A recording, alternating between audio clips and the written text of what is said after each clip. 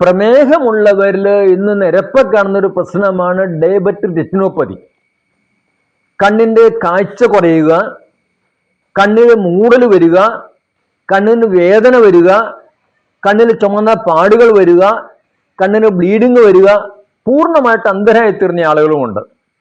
Diabetic retinopathy എന്ന് പറയുന്നത് നമ്മളുടെ ശരീരത്തെ മുഴുവൻ ബാധിക്കുന്ന ആൻജിയോപ്പതിയുടെയും വാസ്കുലോപ്പതിയുടെയും ഭാഗം തന്നെയാണ്. ഡയബറ്റീസ് വന്നാൽ സ്വാഭാവികമായിട്ടും രക്തക്കൊല്ലുകൾക്ക് സങ്കോചം ഉണ്ടാകും, അതിൻ്റെ ഉള്ളിൽ എൻഡോത്തിയൽ ഡിസ്ഫങ്ഷൻ ഉണ്ടാവും, ഉള്ളിലെ ലെയറിന് നാശം വരും, രക്തക്കൊല്ലുകൾക്ക് സ്റ്റിഫ്നെസ് ഉണ്ടാവും, ഇലാസ്റ്റിസിറ്റി നഷ്ടപ്പെട്ടു പോകും, സ്മൂത്തായിട്ട് ബ്ലഡ് ഒഴുകാത്ത അവസ്ഥ ഉണ്ടാകും, അതുപോലെ കൊളസ്ട്രോളും ഷുഗറും അടയും, അതിൻ്റെ വ്യാസം കുറഞ്ഞു പോകും. അങ്ങനെ കണ്ണിലേക്ക് ബ്ലഡ് സപ്ലൈ കുറഞ്ഞു പോകുന്നതാണ് ഈ രോഗത്തിന്റെ പ്രധാന കാരണം. അപ്പോൾ റെറ്റിനയ്ക്ക് ആവശ്യമായിട്ടുള്ള ബ്ലഡ് കിട്ടാതെ വരും. ബ്ലഡിലൂടെയാണ് കണ്ണിന് ആവശ്യമായിട്ടുള്ള ന്യൂട്രിയൻസ് കിട്ടണത്, ബ്ലഡിലൂടെയാണ് കണ്ണിന് ആവശ്യമായിട്ടുള്ള ഓക്സിജൻ കിട്ടണത്, അവിടുന്ന് ടോക്സിൻ മൂവ് ചെയ്യണത്. ഈ 3 പ്രക്രിയയും കൃത്യമായിട്ട് നടക്കാതെ വരും. ഇതിന്റെ ഫലമായിട്ട് കണ്ണിന് ആരോഗ്യക്ഷയം ഉണ്ടാവും, കണ്ണിലെ ചില ടിഷ്യൂകൾ നശിക്കാൻ തുടങ്ങും. അതിന്റെ ഫലമായിട്ടാണ് റെറ്റിനോപ്പതിയിലേക്ക് കടക്കണത്. ഇങ്ങനെ കണ്ണിന് ബ്ലഡ് കിട്ടാതെ വരുമ്പോൾ കണ്ണ് തന്നെ ബൈപ്പാസ് ചെയ്യാൻ തുടങ്ങും. പുതിയ പുതിയ രക്തക്കൊഴലുകൾ കണ്ണിൽ സ്വയം ഉണ്ടാകാൻ തുടങ്ങും. അത്തരം രക്തക്കൊഴൽ ദുർബലമായിരിക്കും. അത് പൊട്ടിപ്പോയിട്ടാണ് ചുമന്ന പാടുകൾ വരണതും കണ്ണിൽ ബ്ലീഡിങ് ഉണ്ടാവുന്നതും അതുപോലെ കണ്ണിലെ പ്രഷർ വർദ്ധിക്കണതും. ഓടി നമ്മൾ ഹോസ്പിറ്റലിലെത്തും, ഒന്നുകിൽ ലേസർ ട്രീറ്റ്മെന്റ് നടത്തും, അല്ലെങ്കിൽ ഏതെങ്കിലും മെഡിസിൻ ഉപയോഗിക്കും, അല്ലെങ്കിൽ ആയുർവേദത്തിൽ പോകും, പഞ്ചകർമ്മം ചെയ്യും, ധാരയും കിഴിയും അതുപോലെ ട്രീറ്റ്മെന്റിലേക്കൊക്കെ പോകും. താൽക്കാലികമായിട്ട് കുറച്ച് ഭേദമുണ്ടാകും എന്ന കാര്യം സത്യമാണ്. പക്ഷേ ശാശ്വതമായിട്ടുള്ള പരിഹാരത്തിന് ഇതൊന്നും പോരാ എന്ന് മനസ്സിലാക്കണം. കാരണം ഈ രോഗം ബാധിച്ചിട്ടുള്ളത് നമ്മളെ രക്തക്കൊഴലുകളുടെയാണ്. അത് പ്രായം കൂടുന്നതിന് കൂടിക്കൂടി വരികയും അതിന്റെ ഫലമായിട്ട് രോഗവും വർദ്ധിച്ചു വരും. എന്തുകൊണ്ടാണ് രക്തക്കൊഴലുകളെ രോഗം ബാധിക്കാനുള്ള കാരണം? അതിന്റെ കാരണം നമ്മളെ ബ്ലഡിൽ ഉയർന്ന തോതിലുള്ള ഷുഗറാണ്. നമ്മൾ കൃത്യമായി ഹോസ്പിറ്റലിൽ പോവുകയും മരുന്നുകൾ കഴിച്ച് ബ്ലഡിലെ ഷുഗറിനെ കൺട്രോൾ നിർത്തിയാൽ ഈ വിഷയം ഉണ്ടാകുന്നുണ്ട്.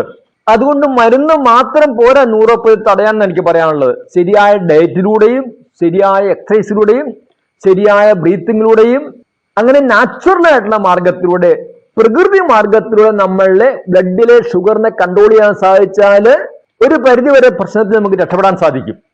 അല്ലാതെ ഡയബറ്റിക് റെറ്റിനോപ്പതിയെ പൂർണ്ണമായിട്ട് ഇല്ലാതെയാക്കാൻ പറ്റിയ ഒരു മരുന്നും ആയുർവേദത്തിലോ അലോപ്പതിയിലോ ഹോമിയോപ്പതിയിലോ എങ്ങും കണ്ടുപിടിക്കപ്പെട്ടിട്ടില്ല. അതുകൊണ്ട് രോഗം വന്ന് കണ്ണിന്റെ കാഴ്ച നഷ്ടപ്പെട്ടാൽ വീണ്ടെടുക്കൽ അത്ര എളുപ്പമുള്ള കാര്യമല്ല.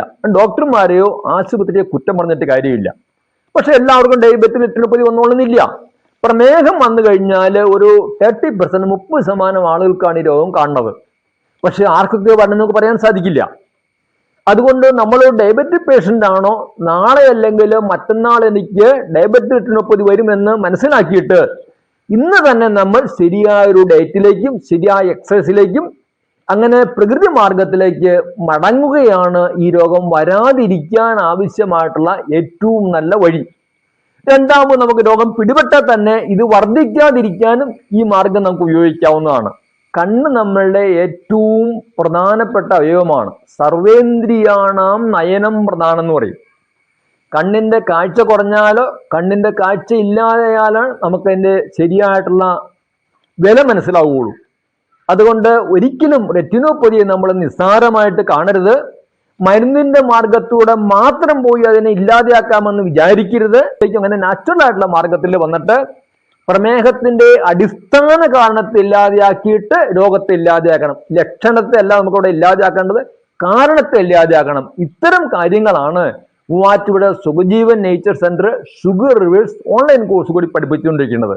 ധാരാളം പേര് ഈ കോഴ്സിൽ പങ്കെടുത്ത് വളരെ ഫലപ്രദമായിട്ട് റെറ്റിനോപ്പതിയെ തടയാൻ സാധിച്ചിട്ടുണ്ട്. നിങ്ങൾക്കും ഇത് സാധിക്കുമെന്ന് എനിക്ക് പറയാനുള്ളത്.